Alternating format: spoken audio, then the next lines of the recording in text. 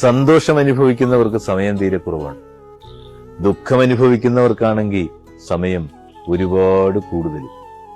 താമസിച്ചു പോകുന്നവർക്ക് സമയം കുറവും കാത്തിരിക്കുന്നവർക്ക് സമയം കൂടുതലുമാണ്.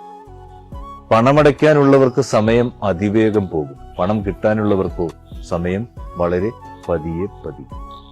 ഇനി വേദനയുടെ ഒറ്റപ്പെട്ട തുരുത്തിൽ അകപ്പെട്ടു പോകുന്നവർക്കാണെങ്കിലോ സമയത്തിന് ഒച്ചിന്റെ വേഗത പോലും ഉണ്ടാവില്ല.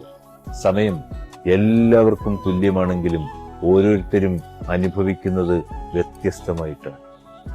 നമ്മുടെയെല്ലാം ജീവിതത്തിലെ ഒരേ ഒരു സ്ഥിരമായ സാന്നിധ്യമാണെന്നേ സമയം. അത് ആർക്കു വേണ്ടിയും കാത്തു നിൽക്കുകയോ വേഗത കൂട്ടുകയോ കുറയ്ക്കുകയോ ഒന്നും ചെയ്യുന്നില്ല.